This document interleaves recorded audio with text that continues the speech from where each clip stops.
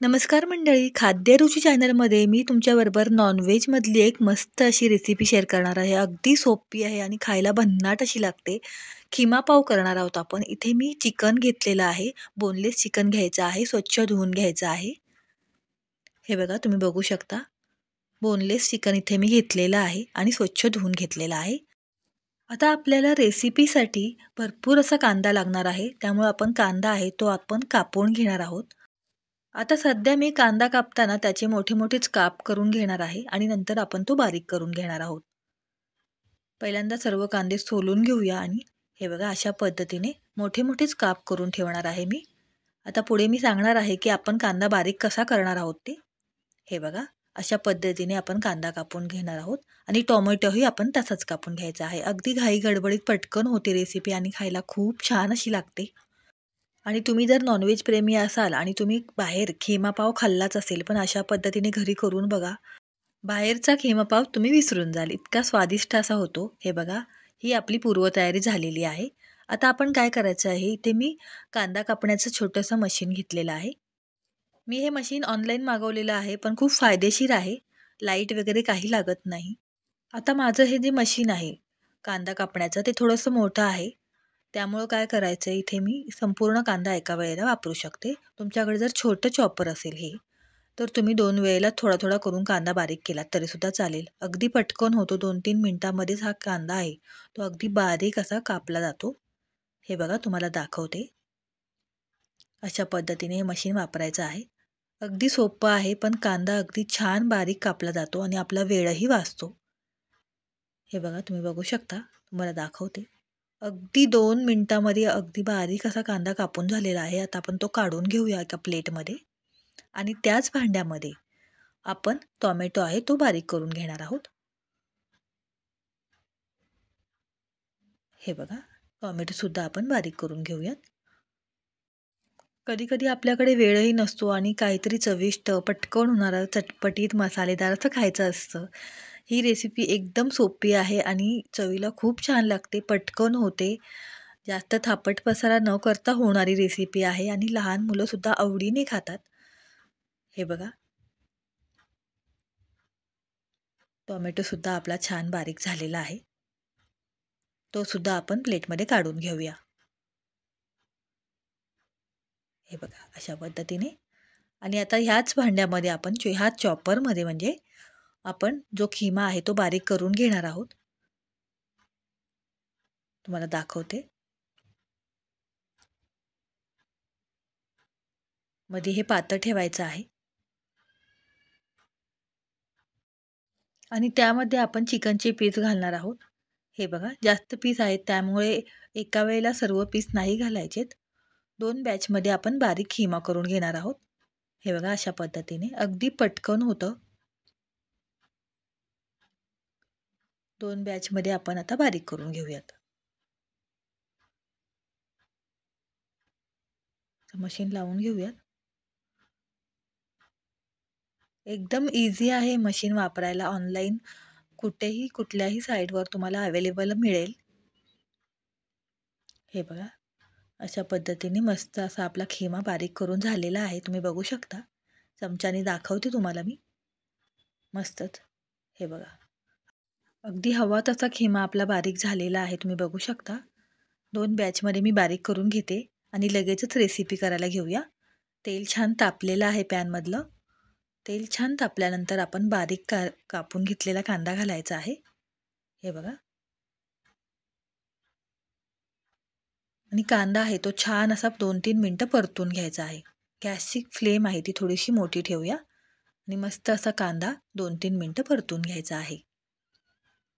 हे बघा कांदा छान परतून झालेला आहे. आता त्यामध्ये आपण थोडेसे खडे मसाले घालूयात. हे बघा तमालपत्र, दालचिनी, लवंग आणि काळी मिरी. थोडेसे खडे मसाले घातल्यानंतर पुन्हा थोडंसं परतून घ्यायचं आहे.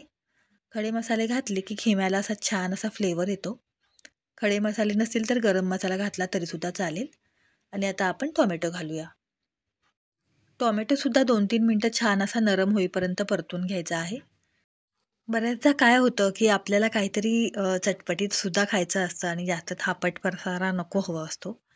त्यामुळं अशा साध्या सोप्या रेसिपी असतात, पण पटकन डोक्यात येत नाहीत. पण तुम्ही बघू शकता अगदी सोपी रेसिपी आहे आणि जेव्हा तुम्ही करून खाल तेव्हा तुम्हाला समजेल किती छान, चविष्ट आणि भन्नाट अशी लागते. आता थोडंसं आलं लसूण घालूया आणि पुन्हा परतून घेऊया. हे बघा. आता आलं, लसूण, टोमॅटो, कांदा आणि गरम मसाले छान असे 3-4 मिनिटं परतून घेतलेले आहेत. तुम्ही बघू शकता. टोमॅटोसुद्धा छान असा आपला शिजलेला आहे आणि कांदासुद्धा छान बदामी रंग होईपर्यंत परतून घेतलेला आहे. तुम्ही बघू शकता रंग बदललेला आहे. आता त्यामध्ये आपण घरचे मसाले घालूयात. जे तुमच्या घरात असतील ते घालायचे आहेत. म्हणजे हळद थोडीशी, थोडीशी धने पावडर, थोडंसं लाल तिखट घरातलं आपलं आणि इथे मी काश्मीरी मिरची पावडर घालणार आहे. त्यामुळे आपला रंग आहे तो छान अगदी लालसर येईल आणि मीठ घालूया चवीनुसार. छान ही मसाले आहेत ते पुन्हा परतून घ्यायचे आहे. मसाले तेलावर छान परतले की त्याचा जो सुवास असतो तो आणखीन छान येतो आणि फ्लेवर छान असा त्या खिमाला आहे तो फ्लेवर छान असा येतो. त्यामुळं जी फोडणी आहे आपण म्हणतो फोडणी प्रत्येक भाजीला, प्रत्येक रेसिपीला खूप महत्त्वाची असते. हे बघा तुम्ही बघू शकता मसाले छान असे तेलावर परतून घेतलेले आहेत. आता त्यामध्ये आपण स्मॅश केलेला म्हणजे बारीक केलेला खिमा घालायचा आहे. 2 बॅचमध्ये आपण हा बारीक करून घेतलेला आहे. हे बघा. संपूर्ण खिमा यामध्ये आपण घातलेला आहे आणि पुन्हा व्यवस्थित मिक्स करून घ्यायचं आहे म्हणजे परतून घ्यायचं आहे. हे बघा छान असं आपण व्यवस्थित मिक्स करून घेऊया. आणि तुम्ही हा खिमा भाकरीबरोबर सुद्धा खाऊ शकता, चपातीबरोबर सुद्धा खाऊ शकता. पण कधी-कधी खूप गडबड असते, कधी-कधी वेळ नसतो. त्यामुळं कधी-कधी पावाबरोबर सुद्धा खूप छान असा लागतो. त्यामुळं पावाबरोबर पण नक्की ट्राय करा. हे बघा छान असा आपण खिमा आहे तो परतून घेतलेला आहे, मिक्स करून घेतलेला आहे व्यवस्थित. हे बघा सगळ्या बाजूनी छान असा आपण मिक्स करून घेऊया. आता तुम्ही बघू शकता छान असा एकजीव झालेला आहे आपला खिमा, कांदा, टोमॅटो हे बघा. किती रंग सुरेख आलेला आहे. छानच. घरभर गरम मसाल्याचा सुगंध दरवळत आहे. हे बघा व्यवस्थित असं मिक्स करून घेतलेलं आहे. आता आपण झाकण ठेवायचं आहे आणि एक 10 मिनिटं छान अशी वाफ आणायची आहे. आता बघूयात आपण 7 ते 8 मिनिटं झालेली आहेत. मी चेक करते. थोडंसं पाणी सुटलेलं आहे. तुम्ही बघू शकता आणि तुम्हाला अगदीच ओलसर हवा असेल तर थोडंसं वरून पाण्याचा असा शिंतोडा मारलात तरीसुद्धा चालेल. हे बघा. आता जेव्हा आपण वाफ देतो खिम्याला तेव्हा तो थोडासा असा घट्टसर होतो. म्हणजे जशी आपली अंड्याची भुर्जी होते तसा. आता तो व्यवस्थित आपण स्मॅश करून घेऊया. तुम्ही बघू शकता. चमच्याने आपण असा स्मॅश करून घ्यायचा आहे म्हणजे तो छान असा एकजीव होईल. हे बघा. तो थोडासा घट्टसर झालेला आहे. तो अशा पद्धतीने आपण स्मॅश करून घेऊया. हे बघा.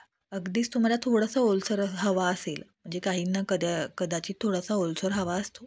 थोडंसं पाणी वरून घालायचं अगदी थोडंसं आणि पुन्हा एकदा व्यवस्थित मिक्स करून घ्यायचं आहे.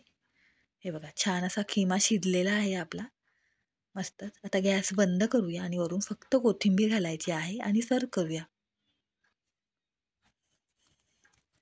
हे बघा तुम्ही बघू शकता मस्त अगदी बोलता बोलता तुम्ही म्हणाल किती सोपी रेसिपी आहे. मस्त आपला खिमा पाव तयार आहे. अगदी बाहेर मिळतो त्याच्यापेक्षा जास्त चविष्ट असा हा खिमा पाव तयार आहे आपला. मस्तपैकी वरून लिंबू पिळायचा, सोबत कांदा. मस्त रेसिपी आहे. नक्की ट्राय करा. अशा साध्या सोप्या रेसिपी तुम्हाला आवडत असतील तर नक्कीच खाद्यरुची चॅनलला लाईक करा, शेअर करा, सबस्क्राईब करा. आता थोडासा टेस्ट करून बघते कसा झाला आहे ते. तुम्ही पण नक्की करून बघा आणि मला कमेंट्स करून नक्की सांगा कसा झाला ते. पुन्हा भेटूया. धन्यवाद.